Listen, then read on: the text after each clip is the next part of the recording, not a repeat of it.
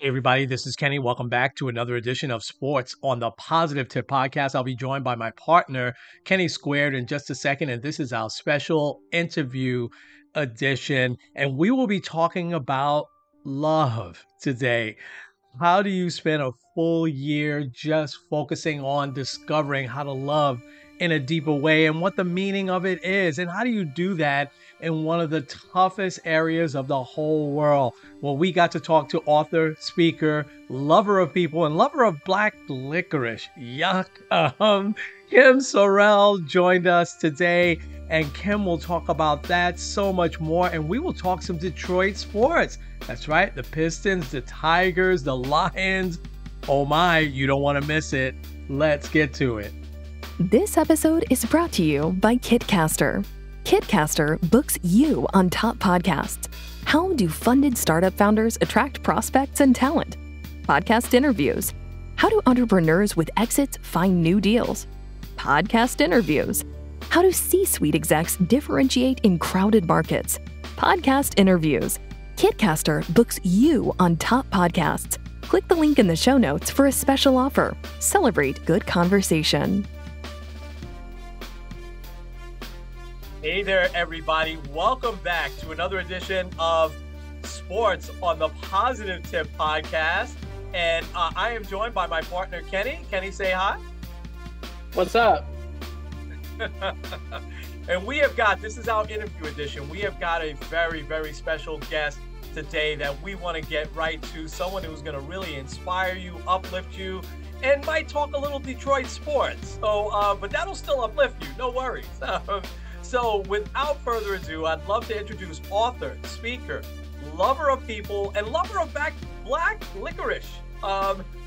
We'll talk more about that.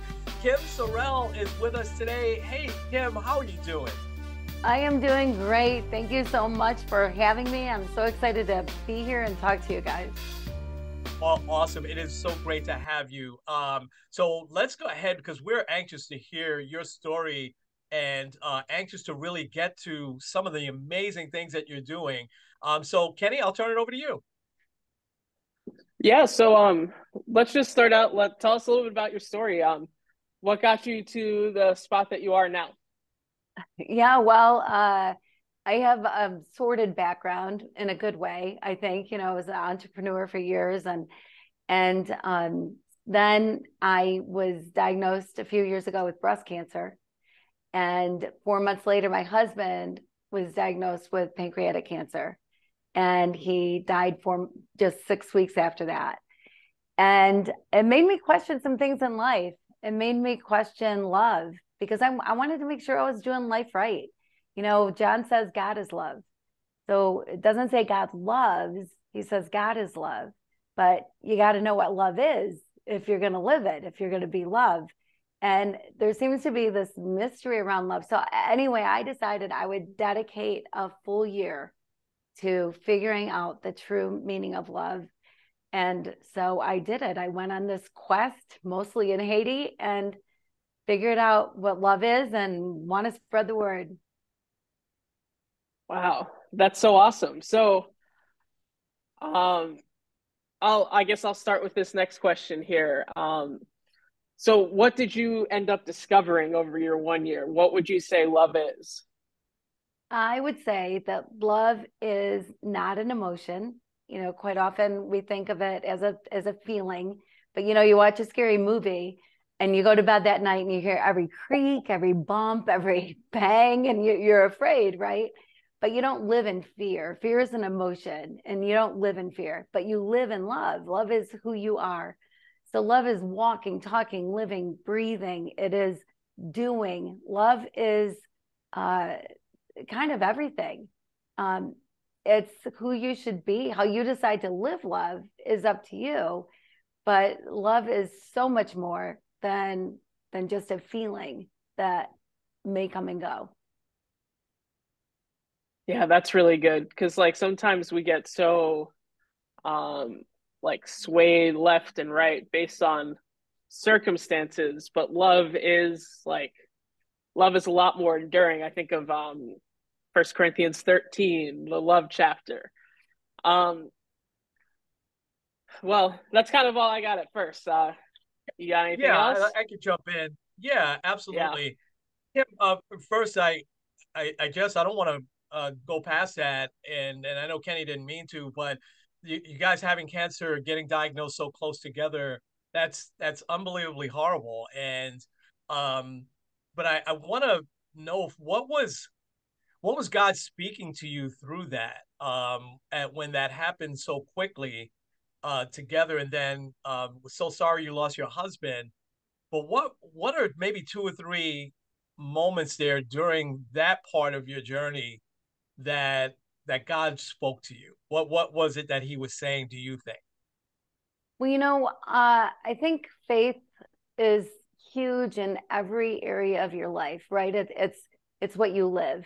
Faith is love, right? As well. And so it's what you live, it's who you are, it's your being, it's what you do, it's everything you say, everything you walk, whatever it is in life. It's so big. And my faith is big. And my husband was that guy who got up at 5 o'clock every morning and was on his face before God, reading a devotional, reading his Bible, and he just chased God. Like he wanted more of God all the time. So he was this wonderful, faithful guy.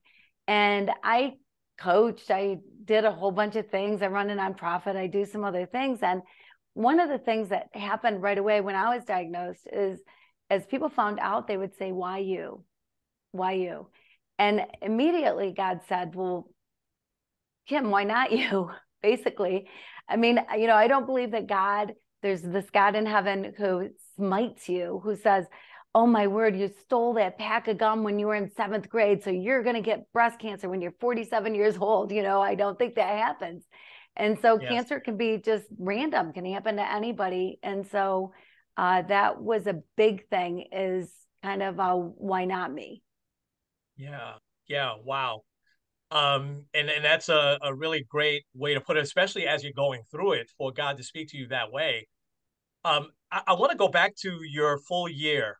Um, what what were one or two? Give us a couple of stories of because there obviously was an awakening there of some sort. It sounded like you already had some great faith. You were a believer already, but it sounds like it just went to another level during that year. Give us a couple of stories that really will enhance those steps to you really discovering what this whole love thing is all about. Sure. Well, I'll tell you, it was a crazy year. Like I said, I was mostly in Haiti, and I used 1 Corinthians 13. Kenny, you talked about that. I used it as my roadmap. Love is patient, love is kind, does not envy, does not boast. And I decided I would take one word a month and figure out, well, what is love that is patient? What is love that is kind?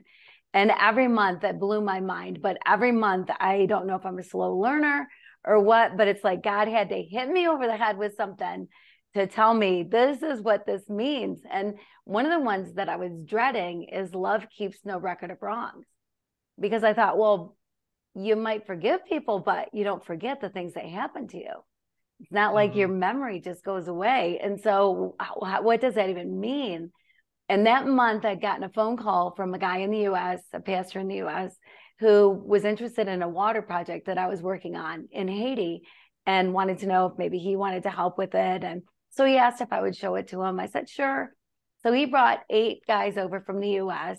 And then I brought along 2 of my Haitian friends to translate, and they were working on the water project with me. So they knew it inside and out. And we drove out into the countryside where we were going to stay. And we got there, and it was just a small building with 2 rooms. And there were 4 twin-sized beds in each room, 8 American men, 2 Haitian men, and me. But we brought 2 cots and an air mattress. So I thought, oh, we're all set. We'll make room in the rooms. We're good. You just make do. Well, right after we got there, the guy that had contacted me, the head American, called me over. Kim, can I talk to you? And I'm like, sure. And he said, did you see the rooms? And I'm thinking, oh, he's going to think I want my own room. So I'm going to say, oh, well, it's okay. I'll sleep outside. And then he'll go, oh, no, if anyone should sleep inside, it should be you. And I'll say, well, I don't care if there's other people in the room. And he'll say, great, because there's only so much space. And I went, what? That did not work out. And so then I said to him, I said, to him, I said, it's okay, I'll sleep outside. And he said, oh, good, good. Because there are men on this trip that would not be happy with a woman in their room. And I thought, holy cow, here I'm thinking, it's funny he's even asking me. And then I'm thinking, holy cow, now I have to sleep outside because I said I would. And I was so afraid because there are tarantulas and there are snakes and there are chupacabras or whatever is lurking in the bushes of Haiti. And I had to sleep outside. So I found this piece of plywood. It was kind of held up by two wooden things. And I thought, well, if I put my air mattress under there, at least I won't get wet if it rains. So first night I go to bed.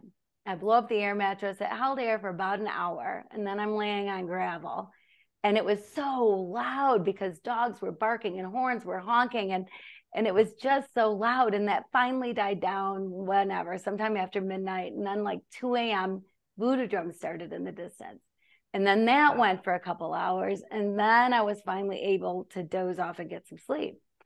First night came and went, no problem. Second night, same thing. I'm on the gravel, the dogs, the horns, the voodoo drums. Finally, I'm asleep. But I woke up because there was something on my leg.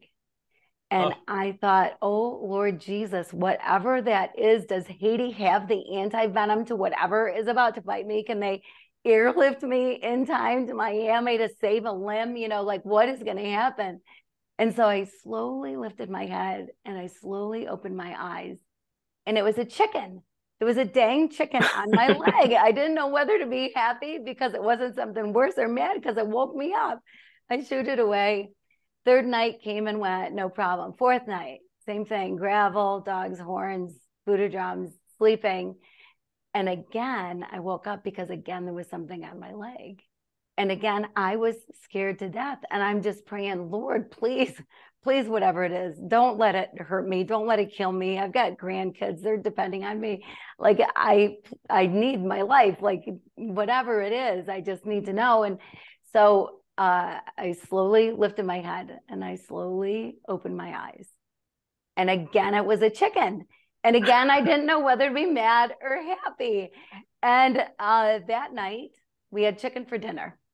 So the fifth night came and went with no incident at all. And I got to say, at first, I was upset.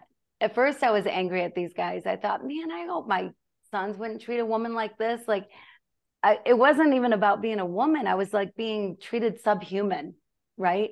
The men got to sleep inside. I had to sleep outside. The lowly woman is, the feeling. And I thought, well, what is that about? It shouldn't be like that. I'm all about equality, but I'm also a woman. I'm a human being. And so I was bitter. And then I thought, bitterness only hurts me. And so to be bitter is silly. And they're not even going to know I'm mad. They don't know. But then it's like God hit me over the head. I was working on Love Keeps No Record of Wrongs. And finally, I understood it. So yes, we don't forget the things that happen to us. But the narrative changes. The tone of the story changes. We can control the tone of the story. So instead of these rotten guys that did this rotten thing to me, now it's just kind of this funny story, this thing that happened. I could literally sleep anywhere in the world and be perfectly comfortable. And so that is love that keeps no record of wrongs, that you just change the narrative. Wow, that's an amazing story, first of all. Did they ever say why they didn't want you in there? Was it a respectful thing that they just say we shouldn't be sleeping in the same? They never said why they they never did say why. They didn't. I'm thinking, I wear pajamas to bed. Don't they wear something to bed? Like, what is going to be so uncomfortable? And it's Haiti. Yeah. Haiti's hot. You only go in your room to sleep. You're not in there playing cards or anything else. There's no poker going on. All you're doing is sleeping in the room. You go into sleep, you get up, and that's it. So no, I never really understood it. But it's okay. It's amazing how you change the narrative on that, though. I want to ask one other quick question, and then I'll turn it back over to Kenny, because maybe you were just working there. Is there a specific reason why you chose Haiti? Well, yes. Actually, when I was finally able to go back to work physically after getting through my cancer, I didn't know what I was going to do. and I wanted to take life slow because I no longer had my husband and I had to reinvent my life. I thought I knew my future, and my future changed dramatically. And so I decided to take it slow. And so I became the part-time bookkeeper of a nonprofit that my father and I had started 10 years before then. And thought that'd be fun and see what happens. Well, 12 days later, there was an earthquake in Haiti that killed 200,000 people. So I went from part-time bookkeeper to 24/7. And within 2 weeks, I was in Haiti. And then for the next several years, I spent at least part of every month in Haiti. Wow. Wow. Wow. So it was a service thing. Wow. That's what I kind of figured. Wow. Amazing. Amazing. Ken, I'll turn it back over to you. Yeah, well, you stole one of my questions there. Why Haiti? But I think I want to hear, do you have any more stories about like what brought you to like this new understanding of what love is? Because you talked about how the keeping no record of wrongs. Do you have any other ones where you kind of really like you said God hit you on the head? Was there any other like big moments that really stick out to you? Oh my gosh, so many. One of them is I was crossing the border, the Haiti Dominican border. I had to drive this truck back to the Dominican Republic. And I was with two friends from the US, both men. And the three of us were crossing the border. And every time I've crossed the border, the building that you need to go to is on the Dominican side. And Haiti is in there and the DR is in there. You get stamped, you walk a couple feet, you get stamped, and you're all set. And I've always been told, don't stop on the Haitian side. They'll try to make you stop, but don't stop. So we drive to the border and people are waving us down and trying to stop us, but we just went right through, because that's what I was used to. And then this guy comes up to us, fortunately spoke English, this Dominican man. And he said, no, you had to stop over there. And I was like, oh my gosh, we can't really back up. Like, what are we supposed to do? So he arranged for a couple of motorcycles to take us back over to the Haitian side. We left one of the guys in the truck to watch the tools. The two others of us went with the 3 passports, went and got them stamped, came back. But we pre-negotiated a price. And so I paid up the guys that brought us over, and they wanted more money. And I was like, well, no, we decided on a price. We negotiated a price, and you thought it was a fair price. You named the price. And so, no, I'm not going to give you more money. So then we go get our passport stamped on the Dominican side, and then we're in the truck. And we left the guy in the back, and then the Dominican man needed a ride. So he was in the back with us, and two of us were in the front seat. And we're just driving along. And the guys in the back start yelling, go, faster, faster. And we're like, do they want a joyride? Like, what is going on? And then we realized that big big rocks were being thrown at us and thrown at the truck. And I'm thinking, oh my gosh, they're going to hit the guys in the back. What is going on? So my friend that's driving just put the hammer down and drove as fast as he could. And pretty soon we saw motorcycles behind us, around us. It's like this motorcycle gang was chasing us. And I thought, my word, what is going to happen? And I'll tell you, the driver drove like Mario Andretti. Like, there were times I thought we were on 2 wheels going around a curve. It was crazy. They'd catch up, they'd get to the sides, and then they'd drift back. And it was nuts. I didn't know if I was going to live through it, what was going to happen. And finally, they stopped chasing us. And my word, our adrenaline was flowing. It was nuts. And my friend turned to me and said, why are those guys chasing us? I said, well, I think I know, it's because they wanted more money, and I didn't give them more money. And he said, well, how much more did they want? And I said, well, $5. And then I felt so foolish, because $5 is hopefully my life is worth a little bit more than $5. And so it was maybe not the right thing to do at the border right then. I probably should have just given them the money. And so, yes, that was hitting me over the head for sure. It was love doesn't easily anger. Yeah. And you have to have a long fuse. There are times, Jesus got mad, right? Tipping over tables in the temple. There are times when you have anger that is completely justified. But keeping your cool at the same time is what you really need to do. And if you really love people, you're not going to just go off on them all the time. You're not going to just yell at them. You're not going to just whatever. And so I learned during this whole motorcycle, and the story goes on, like it just, the other crazy stuff happened. But I learned that love that doesn't easily anger stops and breathes and really looks at the situation and what is really important. Because I don't know, you can be with your partner and you start a little argument, and pretty soon your voices get higher and higher and louder, and then pretty soon it's not about what it started with. Now it's, remember that thing you did last week, and 2 months ago you did this, 5 years ago, whatever. It turns into this great big thing. Well, that's not love. You're not showing a lot of love in that moment. You're not feeling a lot of love in that moment. Love that doesn't easily anger, respects the other person. Like I always had this thing in business that if I ever had to raise my voice to somebody, if I ever yelled at anybody, my word, I know we shouldn't be working together, because nobody should be treated like that. Nobody should be yelled at work. And so we'd have to part ways. And it only happened a couple times in my 10-year of entrepreneurship and my 40 years of working. But love doesn't do that. Love keeps its cool and just really tries to understand the other person, where they're coming from, instead of just knowing that they're right, but recognizing that somebody else could be right, and keeping it down and keeping it cool. Yeah. Wow. That's awesome. I really love kind of the way that was like, that story was so awesome. Just kind of hearing like I felt like I was there. So I'll ask this question. So obviously, like, this has been a very like major shift in your life. Was there anything that surprised you necessarily about love that you, because like I feel like sometimes you're like, oh well, I like love is patient. Okay, I understand that. Was there anything that like really like stood out to you and surprised you? Yeah. Actually, there are things that I've been taught about love that I think a lot of people are taught about love that are absolutely not love.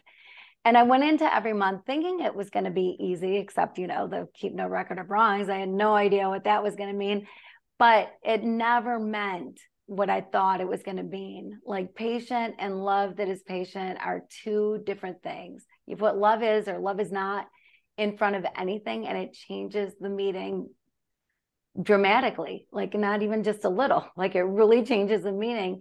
And there's things that we believe about love. Like you hear that love is a two-way street. I thought that, I thought you give love to get love, you want to be loved, so you love, but it's not. Love is not a two-way street. Love is 100% on you. You have a baby and you bring the baby home from the hospital, and you're in total control, right? You decide when the baby eats, when the baby has a bath, when the baby gets in the crib, whatever. You decide everything for the baby, what the baby's going to wear. But 6, 7, 8 months later, all your pots and pans are all over the kitchen floor. Tupperware is everywhere. You realize that you have lost all control, and you will never, I promise you, get it back again. We control only ourselves. Only ourselves. We have no control over anybody else. So if you give love to get love, that's a transaction. It's like me giving you money for a pair of jeans. Love is not a transaction. The minute you give it to get it, it's no longer love, first of all. But secondly, you're setting yourself up for heartache and disappointment and years of sorrow, because it's not going to come back to you the way you expect it to. Like there's going to be something about it that disappoints you. So love doesn't do that. Love doesn't have expectations. Love doesn't love so it gets love in return. Love loves because that's what we're supposed to do. I mean, Jesus said it many times. It was way back in Leviticus. Love God, love your neighbor, love yourself. So love, it doesn't say love so you get love back. And so love is not a two-way street. Wow. Wow. Oh, Take it away, that sir. is so, yeah. I mean, you've really defined it and laid it out for us. I've got just another quick question for you. So how did this awakening, and I love that that question that Kenny asked, because that's really opening your eyes even more and opening our eyes today. How did that help you, Kim, serve God in an even deeper way? After you have gone on this year's journey. Well, I I think I just look at people completely different than I did before. I thought, well, I of course I love my friends, I love my family, whatever, but we're supposed to love everybody, and it's the best way to live, whatever, and it's the most freeing way to live because there's no judgment, there's no condemnation, there's no room for racism, for ageism, for any kind of ism. People are people, and you allow people to be who God created them to be, just as you allow yourself to be who God created you to be. And sometimes in the past, I would want to fix people. I would think, oh gosh, if they only did this, like I'll offer my advice. Well, unsolicited advice, first of all, doesn't always fall on happy ears. And so maybe not giving unsolicited advice is good advice. But I look at people differently. Like I think about the Mona Lisa, that if it ever went up for sale, ever went up for auction, can you imagine? I mean, Elon or somebody's going to pay millions and millions of dollars for it, right? I don't even know how much. And it's because it's a one of a kind masterpiece. And so are you. There's never been anybody exactly like you. There never will be anybody exactly like you. You are the only you. So you are the only one that can determine what it is that God has for you and who you are and who you are in God's eyes. Nobody can determine that for you. And so I might disagree with somebody, but I can still love them because they're believing their truth and they're living who they believe they're supposed to be.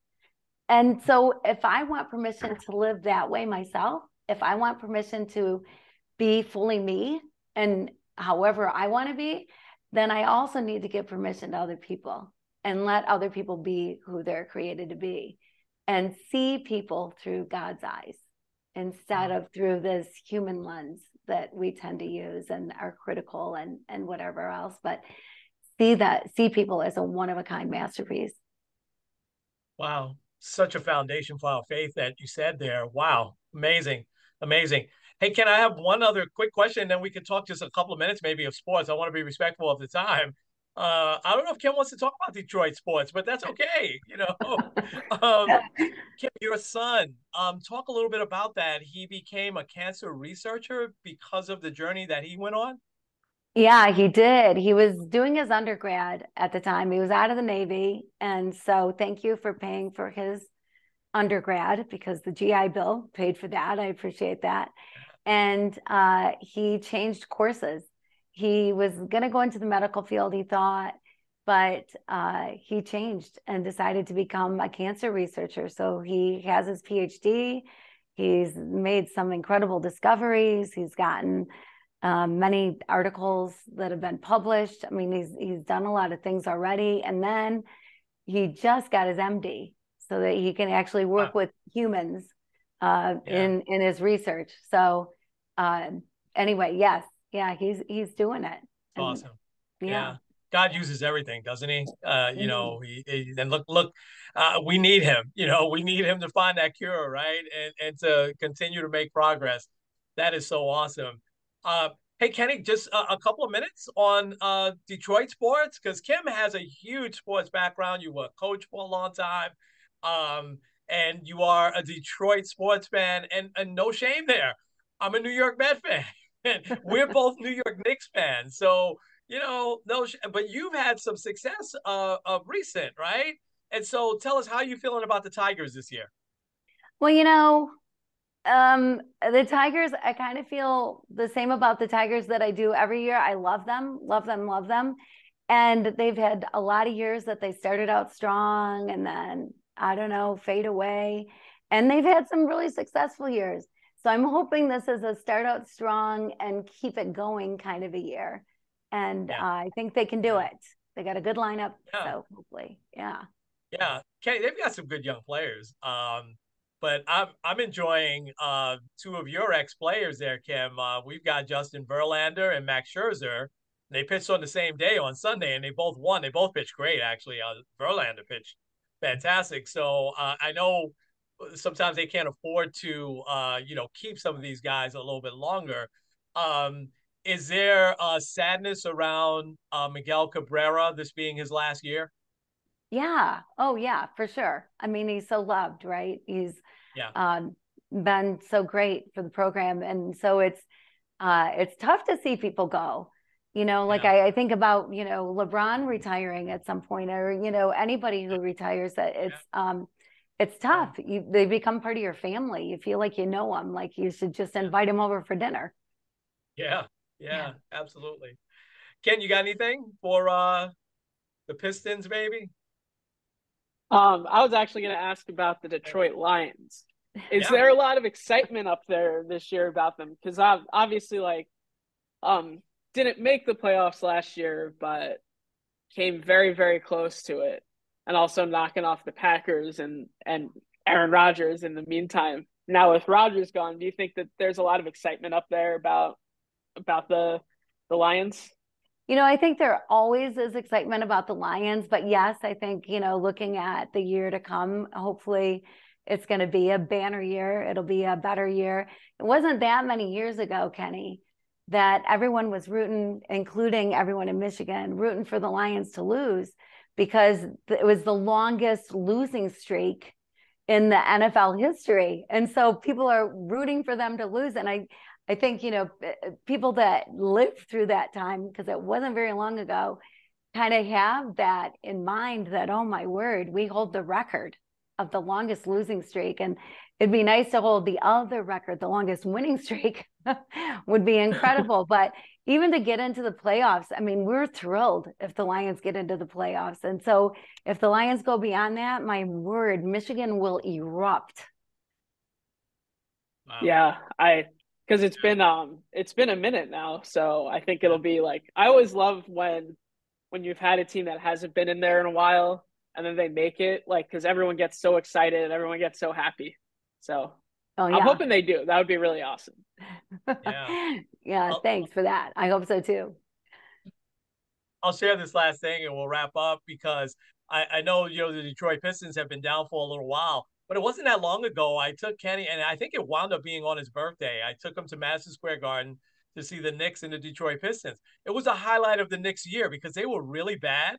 And the Detroit Pistons, I think, were defending champs that year. And the Knicks actually beat them that Yeah. night. I think Richard Hamilton got thrown out of the game, and then Rasheed Wallace got another technical. He got thrown out and that opened the door. And the Knicks beat them, and that was like the highlight of the year. And we happened to be there, so I think the Pistons will be good again. They've gone through those phases where they've either been very, very good champions a couple of times, or they haven't been so good. And right now they're going through a phase where they're not so good. But I think they'll be back. They'll land one big player, and I think that'll get them back. Yeah, I think so too. Good players draw good players, right? Like good Yep. players want to play with good players. And so if you have somebody, you've got somebody who's really good, then other guys are gonna be looking Yeah. at contracts too. And so hopefully that will be what'll happen. Absolutely.